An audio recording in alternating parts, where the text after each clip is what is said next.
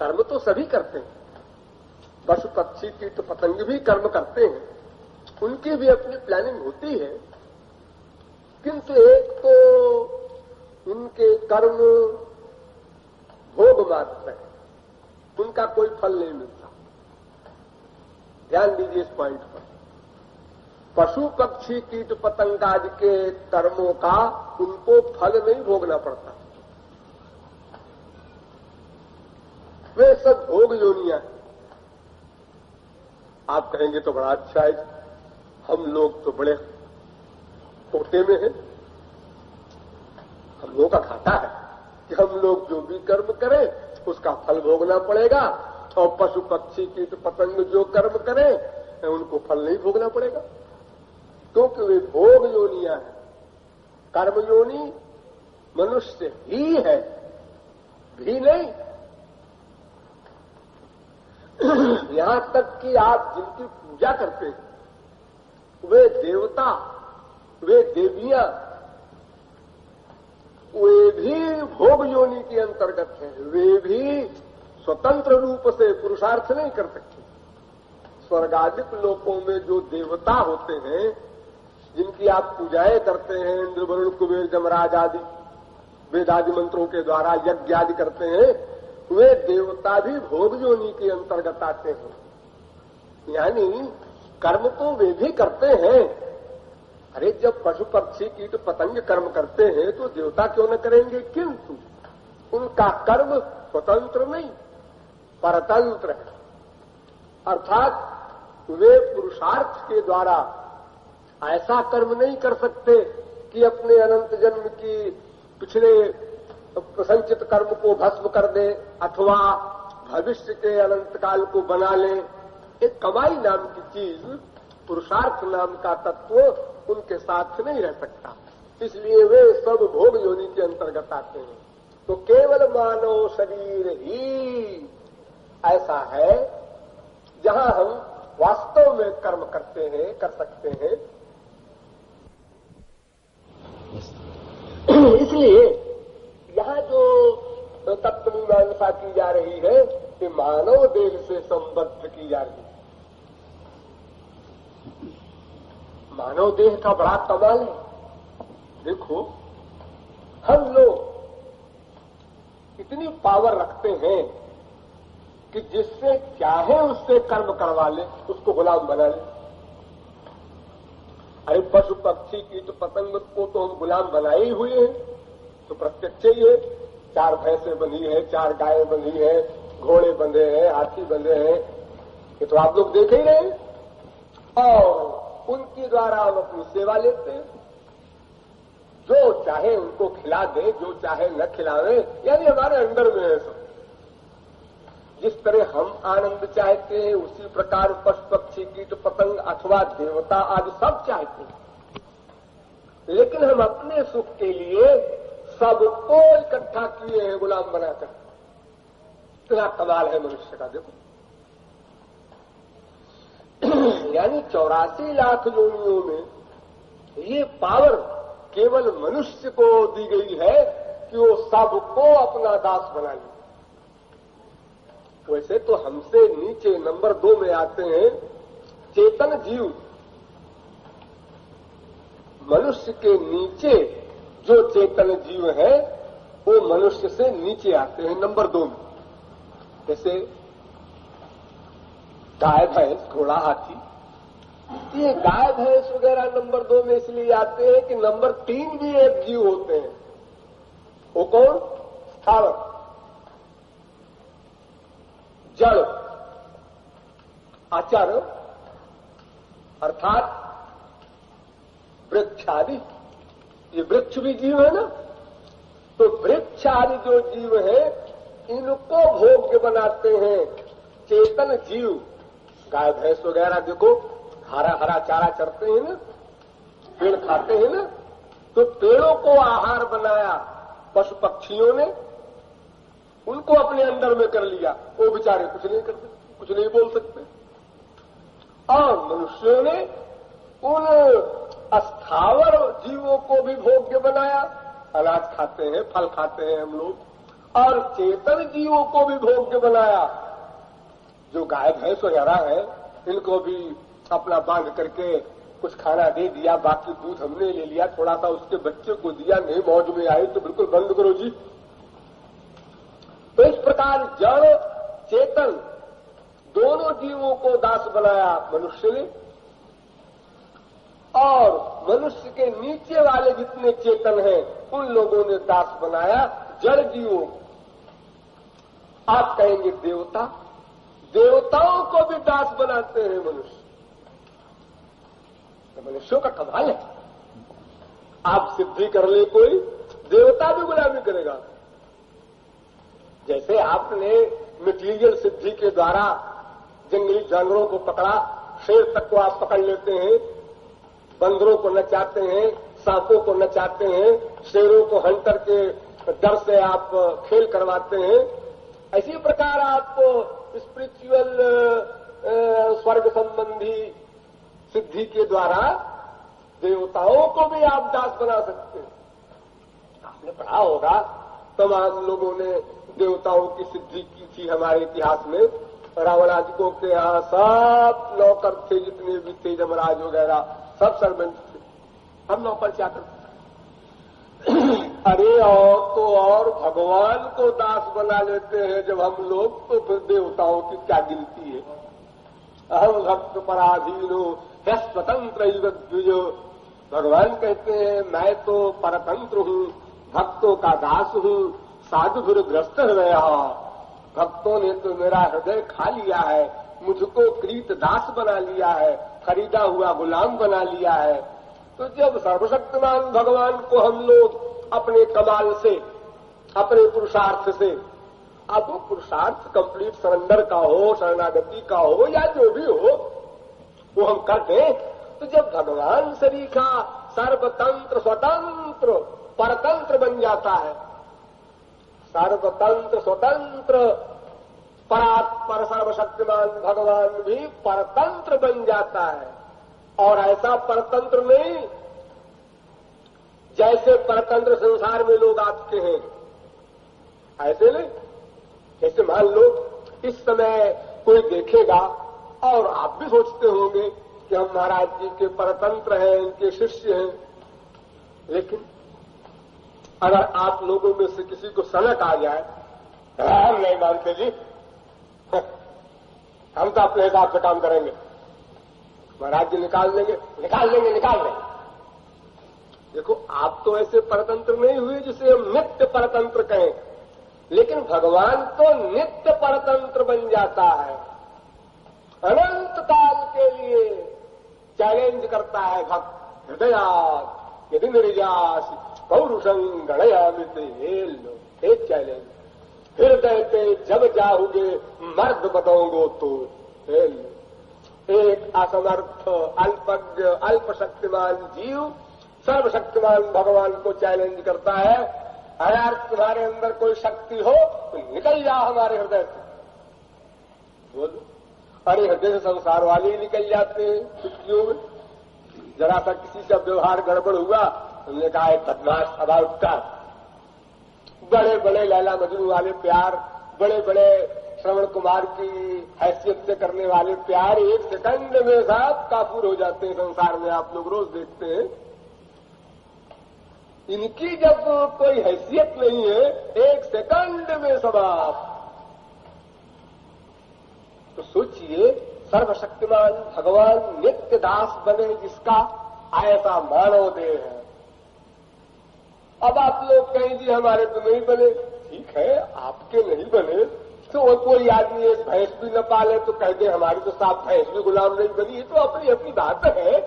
भगवान को दास बनाने का जो तरीका है वो आपने नहीं माना होगा, वो आपने नहीं किया होगा। ये तो आपकी कमी है। आपकी इच्छा अगर प्रबल हो जाए कि भगवान को हम दास बना के छोड़ेंगे, तो फिर कौन रोकने वाला है। यहां तक कि मैं तो चैलेंज से कहता हूं कि एक जानवर को दास बनाना बहुत कठिन है, भगवान को दास बनाना बिल्कुल कठिन नहीं। कोई कठिनता का सवाल ही नहीं। एक पेड़ से फल लेकर खा लेना ये कठिन है, में फल लगा है, पेड़ कुछ नहीं बोल रहा है, आइए खा लीजिए। आप खा लेंगे? हाँ बिल्कुल, चैलेंज करते हैं। हाँ, लेकिन हो सकता है आप न खा सके। पेड़ पर चढ़े, फल के पहले ही आप गिर पड़े, उसके पास नहीं पहुंच सके और मर गए। फल को गिराने के लिए आपने कोई साधन अपनाया, फिर भी आप नहीं खा सके। 50 व्यवधान हो सकते हैं। अरे लोग चाय का कप उठाते हैं, मुंह तक आता है, क्या हुआ, हाथ फेल हो गया। कोई चैलेंज नहीं कर सकता, इस फल को हम खा कर ही मानेंगे। लेकिन भगवत प्राप्ति में तो कोई मेहनत है ही नहीं। उसमें तो न हाथ उठाना है, न दांत से चबाना है, न गले में हलक में उसको उतारना है, कुछ परिश्रम नहीं। हाँ, तो अब आप समझ गए होंगे कि मनुष्य देह में यह वैलक्षण्य है कि शेष सभी मायाधीन योनियों के जीवों को और मायाधीश तक को भी अपने अंदर में कर लेता है, क्योंकि उसे कर्म करने का अधिकार प्राप्त है। कर्म करने में स्वतंत्र है। बस यही एक ऐसा इंपॉर्टेंट पॉइंट है कि अगर इस पर आप लोग कभी विचार कर लें गहराई से, तो फिर आप लोग जितना समझते हैं वो समझना व्यर्थ न जाए। आप लोगों ने जो कुछ समझा है किसी के द्वारा जबरदस्ती, जैसे किसी को कोई जबरदस्ती दवा पिलाता है, ऐसे ही जबरदस्ती आपके मस्तिष्क में एक एक ज्ञान को हजार हजार बार जिसने भरा है, जितना ज्ञान आपके पास है, यदि आप एक ज्ञान इसको भी दृढ़ कर लें, मानव देह का महत्व, तो सारा ज्ञान आपके काम में आ जाए, नेचुरल आ जाए। आपको कोई चीज बढ़िया से बढ़िया मिले और आपको केवल एक ज्ञान न हो कि ये जो चीज मिली है ये किसी भी क्षण छिन सकती है, तो फिर आप कभी फूलेंगे नहीं, कभी लापरवाह नहीं होंगे। ये जो चीज मिली है, देखो आपके शहरों में दंगा फसाद होता है, लूट मार होती है, तो जब कोई लूटने वाला किसी चीज को लूटता है तो लूट कर फौरन भागता है और भाग कर गली और कोने और अनेक प्रकार के टेढ़े मेढ़े रास्तों से उस सामान को ऐसी जगह सुरक्षित रखता है जहां और कोई देखे न जाने न। वो ऐसा नहीं करता कि लूट के वही खड़ा सड़क के ऊपर, तो हमारा हो गया, हमारे हाथ में है तो हमारा हो गया। अरे नहीं, पुलिस आएगी, अभी पिटाई भी करेगी, सामान भी छीनेगी और जेल भी होगा।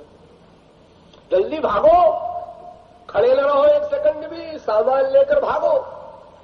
ये तो मूर्ख तस्कर भी, डाकू भी ये बात जानता है, लेकिन हम लोग ज्ञान भी हमारे पास है, हाँ कर लेंगे।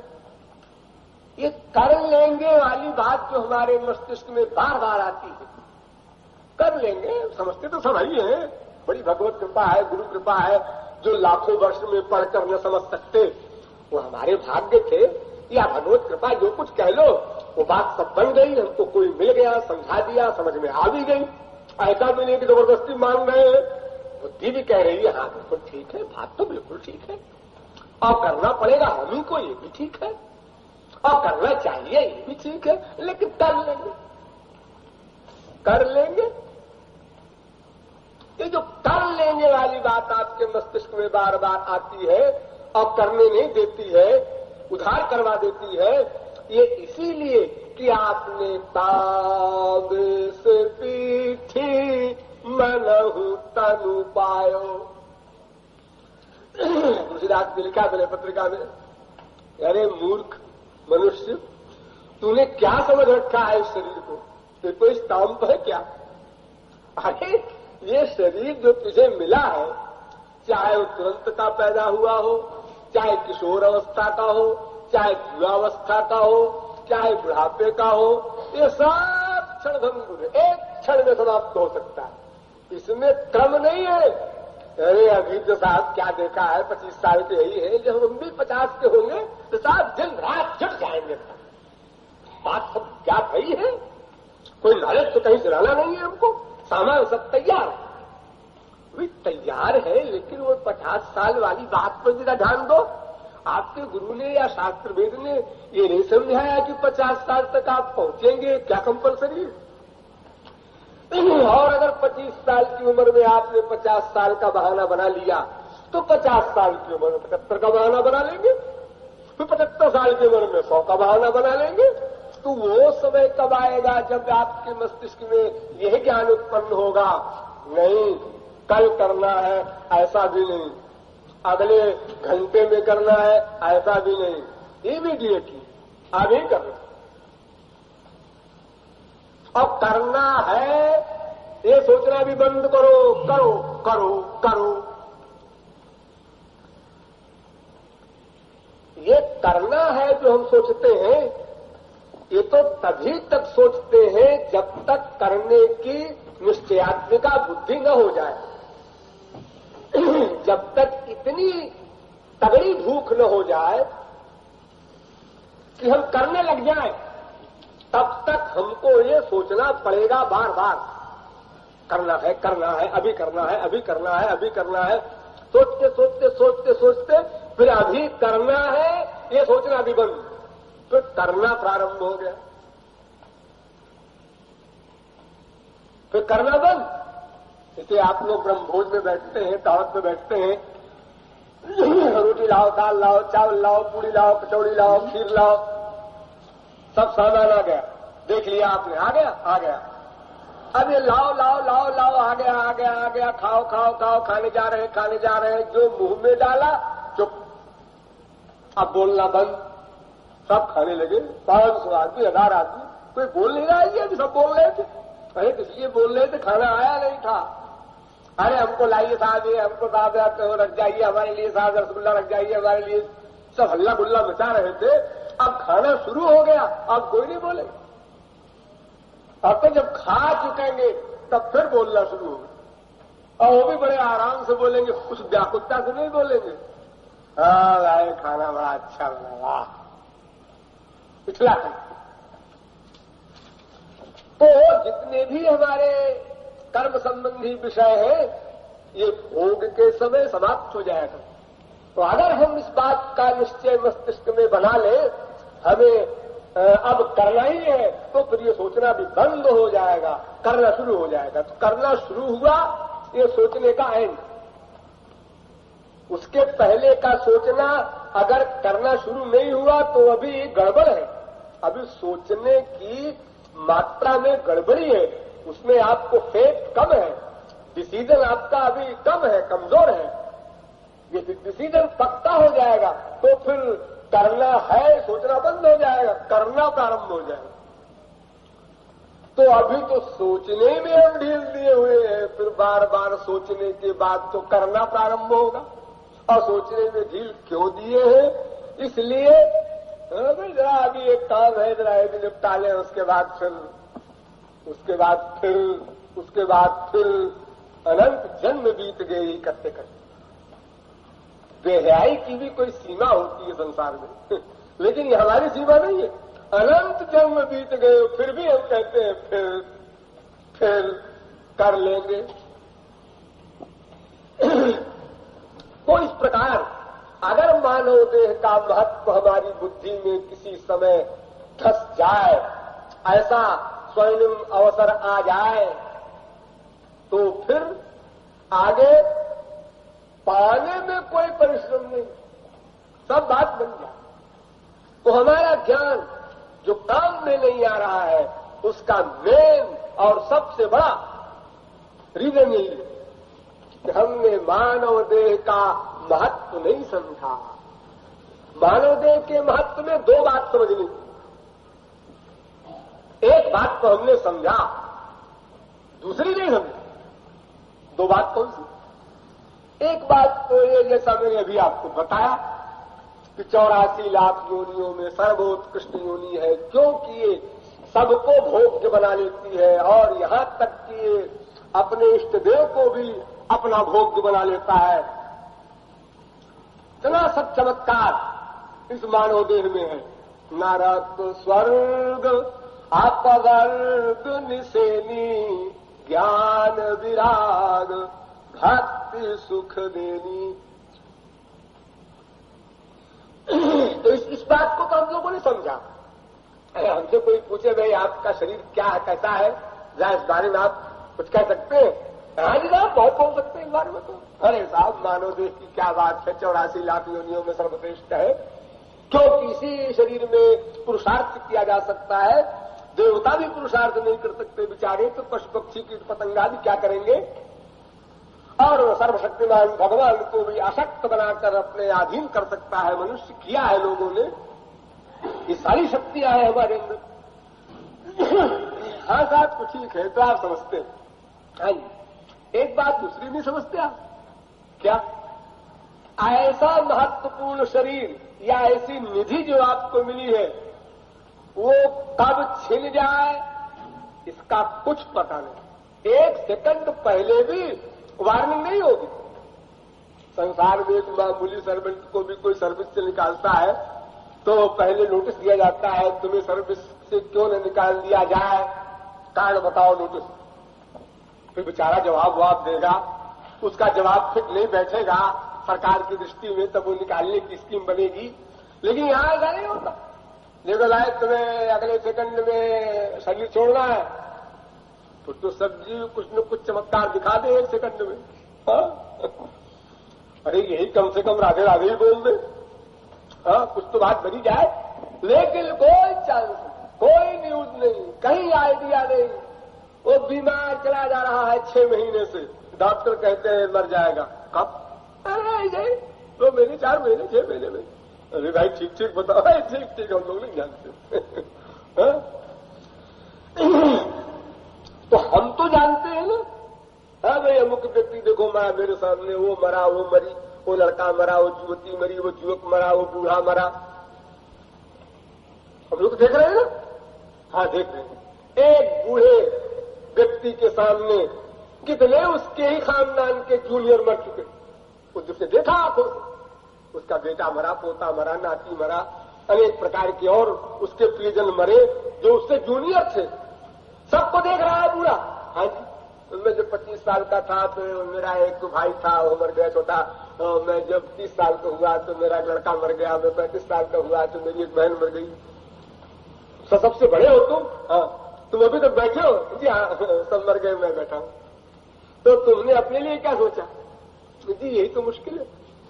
अगर अपने लिए सोच लिए होते तब तो एक क्षण का भी समय, इस पॉइंट पर ध्यान दो, एक क्षण का भी समय ईश्वर चिंतन से पृथक न होते। एक क्षण का, 1/100 क्षण का भी, कोई भी समय की लिमिट कायम कर दो, किसी भी लिमिट के समय को हम बर्बाद न करते। तो हम लोगों ने इस दूसरी बात पर ध्यान नहीं दिया कि मानव देह क्षणभंगुर है, बिना बताए किसी भी क्षण छिन सकता है और फिर कुछ बात नहीं बन सकती। हमारी संसार संबंधी सारी प्लानिंग सब समाप्त। तो हमने तो सोचा था कि भाई कल चलेंगे वहां, तो साधना करेंगे, तो फिर करेंगे, या यही गड़बड़ हो गया, तो पहले गड़बड़ हो गया, वहां पहुंच ही नहीं पाए। हाँ, नहीं पहुंच पाए। अब की साधना में खूब साधना करेंगे, मौन रहेंगे और खूब रूप ध्यान करेंगे। अच्छा है, ठीक है, बड़ी कृपा है। लेकिन ये बताओ कि तुम जब घर में रहते हो तो वहां क्यों भूल जाते हो कि ये भगवान और गुरु यहां भी मेरे साथ है? फिर चोरी क्यों करते हो? अरे भाई, जब मानव देह नश्वर है तो क्या पता तुम्हें ये साधना 1 महीने वाली अगले साल मिले न मिले, तो तुम बीच का टाइम साल भर क्यों खराब करते रहते हो इतनी लापरवाही से? अरे प्रतिक्षण न काम में लो तो भी कुछ क्षण तो काम में लो। तो मानव देह क्षणभंगुर है, इस विषय पर हम लोग गंभीरता पूर्वक विचार नहीं करते और सब बातों पर विचार करते हैं। सारी प्लानिंग मटीरियल स्पिरिचुअल सब चल रही है, स्पिरिचुअल भी चलती है, ऐसा नहीं है कि साधकों से मैं ऐसी आशा करता हूं कि स्पिरिचुअल प्लानिंग करते ही नहीं, करते हैं आप लोग वो भी, लेकिन सब प्लानिंग भी रह जाएगी, क्रिया भी तो होनी चाहिए ना। उसके लिए जो उधारी का जो रोग हमारे मस्तिष्क में है, उसका रीजन यही है कि हमने इस मानव देह की क्षणभंगुरता पर कोई गंभीर विचार नहीं किया, इसलिए लापरवाही हमारी बढ़ती जाएगी। अगर हम मानव देह की क्षणभंगुरता पर विचार गंभीरता से कर लेते, तो जितनी गंभीरता से विचार करते उतने ही इस मानव देह के प्रत्येक क्षण को काम में लेते, प्रत्येक क्षण। अरे मोटी एग्जाम्पल देखो, जुलाई में बच्चों के नाम लिखे जाते हैं, लेकिन उनको समय की लिमिट का पता है। अरे अप्रैल में इम्तिहान होगा, देखो अप्रैल बहुत दूर तो नहीं है, साल भर भी नहीं है। माना कि तुम्हारा इम्तिहान कल नहीं हो जाएगा, अप्रैल में होगा, ठीक है, ये पक्का है, हाँ पक्का है, लेकिन मान लो कि तुम अभी कुछ भी नहीं पढ़ते हो और अगले 3 महीने 6 महीने बाद तुम बीमार हो जाते हो, तो फिर तुम पढ़ नहीं सकते हो। नहीं, ये तो ठीक है, तो देखा जाएगा जो कुछ होगा, लेकिन ये तो आम बात है कि भाई अभी पढ़ाई नहीं हो सकती है, अभी क्या पढ़ना। देखो कोई बच्चा पढ़ता है, बेवकूफी की सिद्धांत बात है ये, आप लोगों की किताब वैसे पढ़ना शुरू कर दीजिए, ये क्या बात है। 2 महीना जब रहता है तो हम लोग पढ़ते हैं, हमारे बच्चों का एक कायदा, रिजल्ट खराब हो तो उससे क्या बोलते, तो भोगना पड़ेगा उसका फल, किसको भोगना पड़ेगा, सबको भोगना पड़ेगा, हमको भोगना पड़ेगा, लेकिन जुलाई से हम लोग नहीं पढ़ते। लेकिन देखो, अगर कोई बच्चा पढ़ता भी है, हम ये नहीं कहते कोई ही नहीं पढ़ता, अगर कोई पढ़ता भी है बच्चा, तो जुलाई में जिस स्पीड में पढ़ता है, जिस लगन से, और इम्तिहान के एक रात पहले जिस लगन से पढ़ता है, दोनों में कितना बड़ा अंतर है। कल इम्तिहान है, आज जब पुस्तक को उठाता है तो जो मैटर देखता है वो चुपचाप भर लेता है अंदर,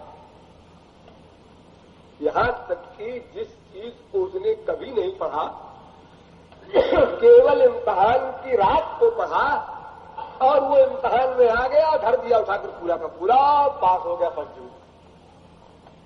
क्यों जी, ये कैचिंग पावर आप में कहां से आ गई आज रात को? ये कैचिंग पावर कहां गई थी जुलाई में? जुलाई में साहब ऐसा था कि ये ख्याल था ना कि अप्रैल में इम्तिहान होगा, तो किताब सामने थी, पढ़ते भी थे और रेडियो में सुनते थे कि सपना सोचते भी रहते थे बीच बीच में, इत्यादि। जो हमारी खोपड़ी में लापरवाही थी, इस कारण हमारी कैचिंग पावर वीक थी। अब हमारी वो ग्रहण करने की शक्ति, धारणा शक्ति इतनी हो गई है कि हम एकदम, अरे रातें भर तो है, अरे 3 घंटा रह गए भाई, अब 2 घंटे रह गए भाई, अरे अब तो उनको तैयारी करना है, जहां थोड़ा पढ़ना पढ़ लो। क्या स्पीड होती है उस समय और क्या कैचिंग पावर होती है उस समय। अगर ये पावर 3 महीने भी होती तो ये सेकंड वाले क्या फर्स्ट डिवीजन में न हो, ये कौन मान लेगा। तो अगर हम ये लापरवाही का सिद्धांत रखते हैं कि भाई 25 साल तो कम से कम अभी जिएंगे ही, तो देखो उसी प्रकार हमारी साधना होगी जैसे जुलाई में पढ़ने वाले की होती। और जब हमारे सिद्धांत में ये बात आ जाएगी कि एक क्षण में समाप्त हो सकता है, तो उस समय हम किताब के पन्ने को जैसे आखिरी समय में इम्तिहान के लिए जा रहे हैं, अब उस समय आगे जाए चले चले, उस समय जैसे हम दत्त चित्त होकर के पढ़ते हैं और उसको ग्रहण करते हैं, ऐसी साधना हम करें। तो केवल समय की बात, समय का सूचक यंत्र इतना बलवान होता है कि वो इतना बड़ा परिवर्तन कर देता है जिससे मनुष्य सोच नहीं सकता। तो चाहे भय का हो, चाहे हर्ष का हो, किसी भी क्षेत्र का हो, तो हम लोग इन दोनों बातों पर विचार करें। एक तो मानव देह का महत्व, ये भगवत कृपा, ये हमारे संस्कार, दोनों बातें समझ लीजिए। क्योंकि मनुष्य के शरीर के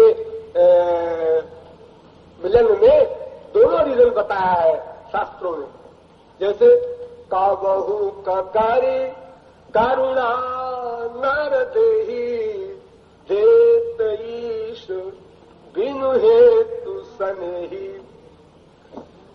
यानी भगवत कृपा से मानव दे दिया। और पुण्य बड़े भाग्य मानुष तनु पावा सुर दुर्लभ साध ग्रंथन गावा। इतनी नींद बलवान हो तो खड़ी होकर सुनो, अभी हम क्या समझा रहे हैं, समय का महत्व समझो। तुझे वो बड़े भाग्य और कबहू ककारी करुणा नर देही, यानी है स्पेशल मामला। या तो भगवत कृपा से मिली तो भी बड़ी बात है, या बड़े भाग्य छोटे भाग्य में। मुझे उस समय बड़ा आश्चर्य होता है। युधिष्ठिर से एक सवाल किया था, 60 सवालों में एक सवाल था कि वह आश्चर्यम, सबसे बड़ा आश्चर्य क्या है, तुम धर्मराज हो, बताओ।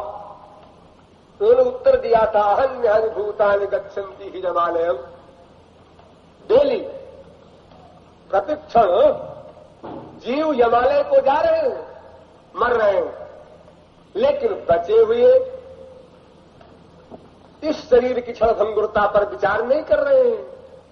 वे अपने को समझते हैं हमारा तो अभी बहुत लंबा हिसाब है, आज वो चल बसा, आज तो उसको छुट्टी मिली, तुम हमें तो अभी बहुत कुछ करना है। अच्छा जी तुम्हारे पास ये ईश्वर के यहां से नोटिस आया है, बड़े निश्चिंत बैठे हो।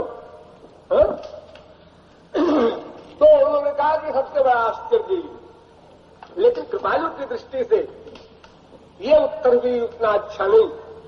मैं तो एक आश्चर्य और मानता हूं, जो इससे भी बड़ा आश्चर्य है। आश्चर्य को भी आश्चर्य में डाल देने वाला आश्चर्य क्या? हमारे संसार में प्रायः सभी लोग, अब कहीं कोई एक उदाहरण हो पूछो दो, लेकिन सभी बारहीन मनुष्य 1 बार 2 बार 10 बार 50 बार 100 बार 1000 बार लाख बार ये सोचते मेरे भाग्य की क्या खराब है।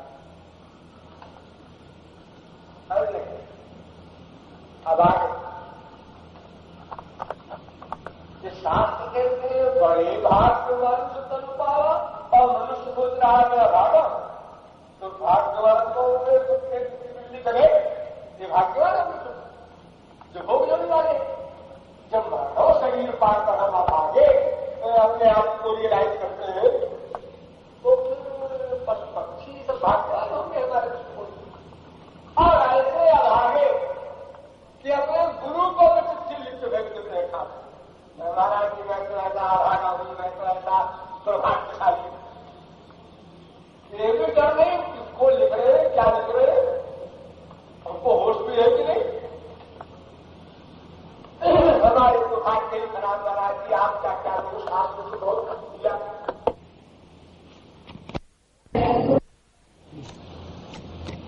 आपने उसको लिया, फिर भी आपको तक नहीं कर रहे हैं, ये भी पता है, सब पता है, लेकिन है अभागे। वाह, क्या अभागे की परिभाषा है। आप किसी के सामने थाली पड़ती हुई आ जाए, कोई खाना बनाकर सामने रख दे और कहे खाना खाइए, देखिए ये हाथ है ना, इससे इसको पकड़िए, मुंह में डालिए, दांत से चबाइए, हलक से उतार दीजिए, समझे? हाँ समझ गए। फिर आप कल से बैठे खाए नहीं, हाँ जी मेरे भाग्य खराब है, आपने बड़ी कृपा दी, थाली रखती है, बता भी दिया है देर से खा लीजिए, लेकिन क्या बताए, तो जो भाग्य में लिखा होता है वही होता है। अब बताओ ऐसा आदमी मनुष्य कहलाने योग्य है क्या? ऐसा तो कुत्ता बिल्ली गधा भी नहीं होता, वो तो छीन करके भूख में रोटी खा लेता है, तुम्हारे सामने परती गई है थाली।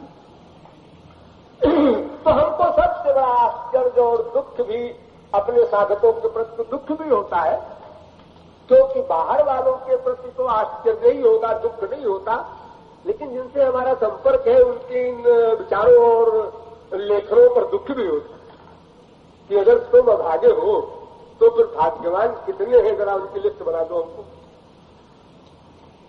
अपने अनुसार बनाना। तुम्हारे समान जिस ईश्वर ने जितनी रियायतें कृपाएं तुमको दी हैं, कितनी रियायतें इतनी कृपाएं 3 अरब मनुष्यों में कितने को मिली। अगर आप कहें बड़े बड़े सुंदरता वाले हैं तो सबको गति भोगनी पड़ेगी, तो दुष्परिणाम की चीज है। बड़े बड़े धनी लोग हैं, वो भी दुष्परिणाम उनको ही भोगना पड़ेगा, शास्त्र वेद और आपके अनुभव की बात है। फिर साधना में आप नहीं जा सकते, अजी वहां तो नीचे सोना पड़ेगा। अरे भाई वो जमाना था लड़कपन में हम जाया करते थे, अब ऑफिसर हो गए हैं भाई, अब तो जरा पोजीशन का सवाल है। फिर आप उठने लग जाएंगे, जहां पैसा आया जहां दल्लत गद्दे को सोने लगे, फिर आपको नहीं पसंद आएगा। भाई हम तो कहते हैं महाराज जी अब यहाँ पर भी है भगवान, यहाँ पर भी है, अब तो गुरु जी का ध्यान करके आप यही साधना कर लेते हैं। तो ये सब लेक्चर शुरू हो जाएगा आपका। अरे नहीं को जन्मा जगमाही रिजल्ट का नियम है, जरा जरा में परिवर्तन होने लगता है, थोड़ी थोड़ी बात में होने लगता है, और बड़ी कोई वैभव की शक्ति मिल जाए तो फिर श्रीमद वक्र नटी न कही प्रभुता बधिर नटाई, तो गड़बड़ हो जाए। और कोई आज की बात नहीं, कोई नई बात नहीं, उसमें कोई आश्चर्य की बात नहीं, सब स्वाभाविक बात। तो यदि हम ये पक्का निश्चय कर ले और समझ ले इस बात को कि ऐसा महत्वपूर्ण शरीर हमको मिल चुका है, और फिर उसके साथ जो सबसे बड़ी चीज मनुष्यों में भी है वो है अपना उद्देश्य समझना और अपने उद्देश्य को पाने के लिए साधना समझना। ये सबसे अंतिम भगवत कृपा है। इसके आगे कोई भगवत कृपा कभी किसी जीव पर नहीं हुई। क्या नहीं? अगर आप कहें इससे अंतिम कृपा तो भगवत प्राप्ति होती होगी, अरे वो तो आपके हाथ में, उसे आप कृपा क्यों कहते हो?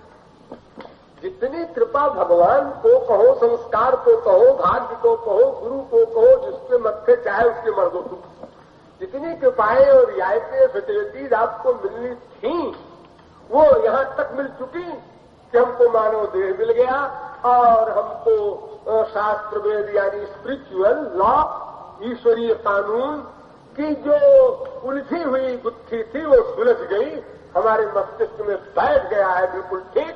हाँ, ये करना है, इसमें कोई डाउट नहीं रहा हमारी खोपड़ी में कि शायद कुछ और बात हो, बिना किए मिल जाता हो।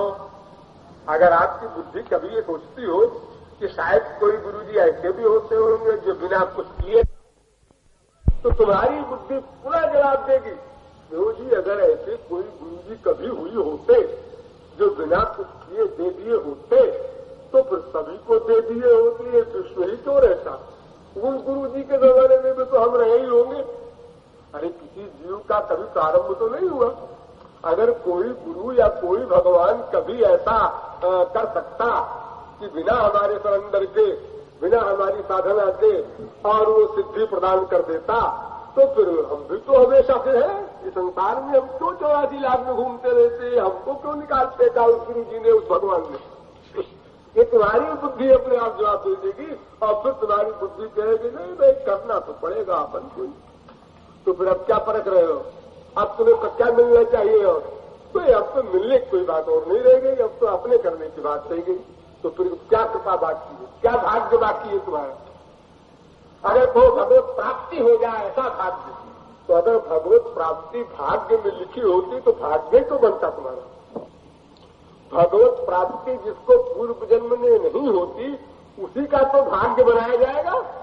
अगर भगवत प्राप्ति पहले जन्म में हो गई होती तो संचित क्रियमान प्रारंभ सब खत्म हो गए होते, भाग्य बनता कहां से? भाग्य का निर्माण तो कर्म बंधन में होता है ना।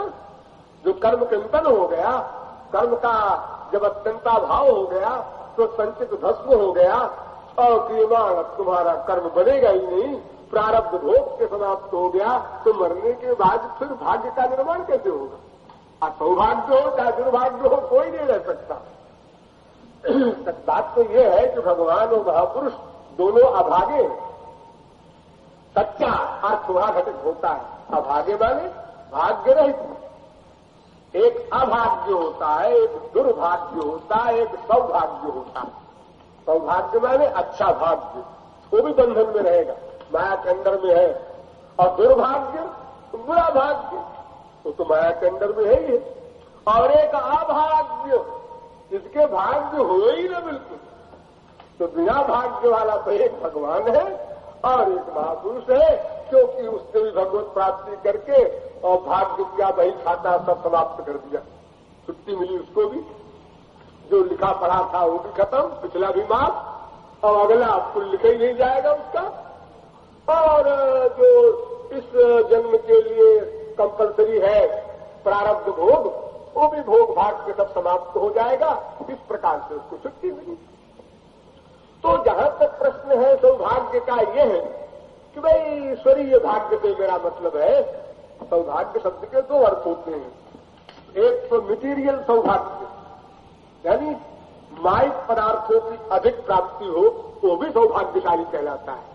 अरे साहब 10 तो इनके बच्चे और 10 कोठियां, 10 कारें और 10 लाख बैठे, ये संसार का सौभाग्य है। सब लोग कहेंगे अरे साहब इनके सब कुछ, पति है, बीवी है, बेटा है, बाप है, माँ है, धन है, प्रतिष्ठा है, रूप है, स्वस्थ स्वास्थ्य है, हाँ सब कुछ भगवान जिसको देता है सब कुछ देता है, और जिसका छीनता है सब कुछ छीनता है। इसका बाप भी मर गया, माँ भी मर गई, धन भी लुट गया, सब बर्बाद हो गया। लेकिन आपको पता है जिसका सांसारिक दुर्भाग्य होता है वही ईश्वर की ओर चलता है। तो सांसारिक दुर्भाग्यशाली को ही सौभाग्यशाली कहने का पहला दर्जा मिलता है। अब उसके बाद वास्तविक भाग्यशाली तो वो हुआ जो ईश्वरीय तत्व को जान ले, यानी ईश्वर क्या है, हम क्या है, हमारा क्या संबंध है, ईश्वर कैसे मिलेगा, हमें क्या करना होगा, कैसे करना होगा, ये सब बात पूरा इस बात का ज्ञान जिसको हो जाए वो साधना जगत में, माइक जगत में और ईश्वरीय भाग्य के दृष्टिकोण से सर्वोपरि हो गया। अब इसके आगे कोई भाग्य और नहीं हो सकता। यानी वो अनंत जीवों में भी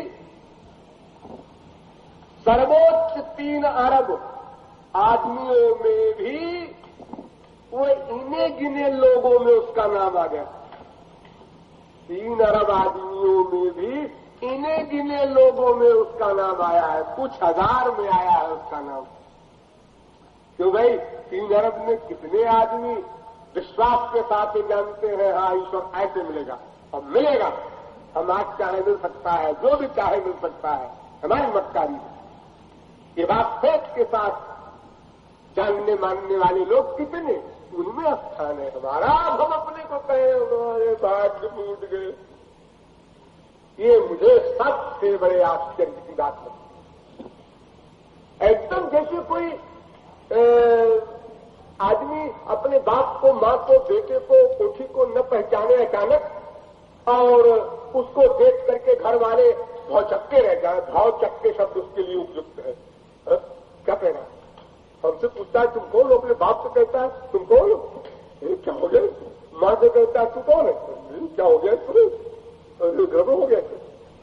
ऐसे आश्चर्य होता है कि ये अपने को अभागा सोचता है, कहता है, और अपने गुरु को ही लिखने को तैयार बैठा है।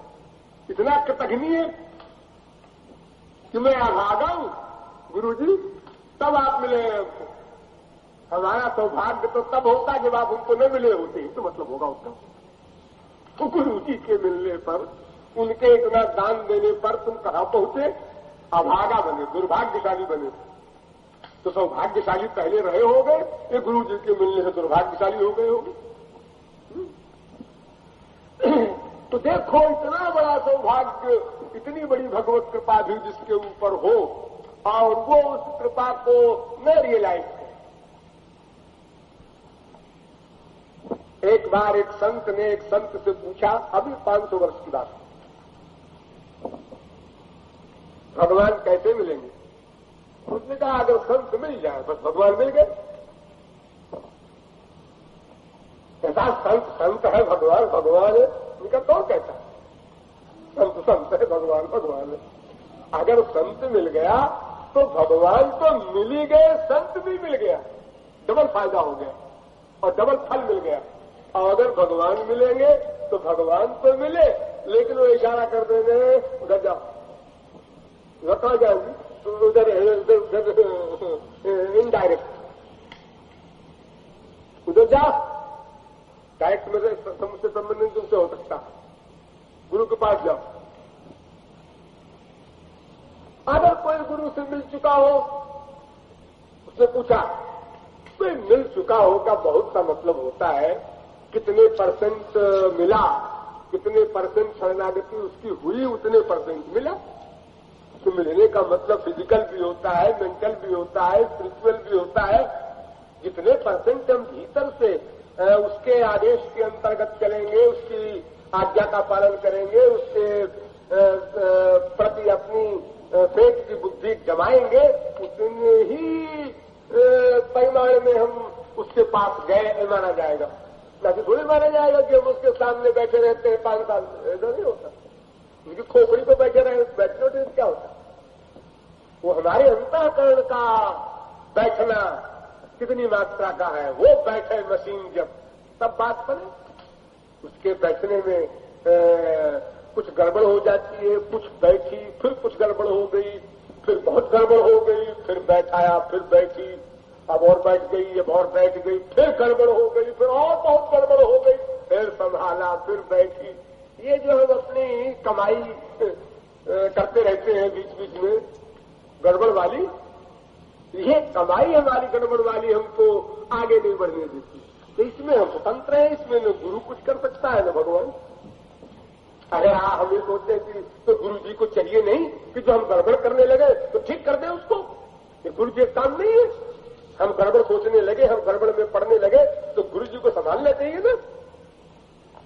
अरे बहुत लोग चिट्ठी में भी लिख देते हैं, तो मेरा दिमाग खराब हो रहा था, मैं गड़बड़ में पड़ गया और मुझे बहुत शिकायत है कि आप देखते रहे तब आपने कुछ किया नहीं। और यानी हम गड़बड़ भी करें, चोरी चोरी गुरु की, भगवान की, और ऊपर से और तो पाए कि आपने गड़बड़ में हमें ठीक क्यों नहीं किया। ये आपका काम था, मेरा काम तो गड़बड़ करने का है बस। इतना स्वतंत्र है जीव, मन में आए जो सोचा, मन में आए जो लिखा, अपने को प्रतिभा की अंतिम अथॉरिटी मान लिया।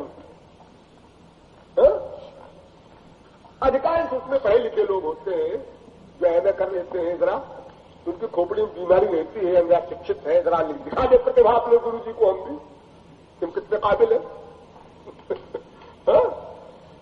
बिल्कुल भूल जाते हैं मैं कौन हूं, किसको लिख रहा हूं, क्या लिख रहा हूं।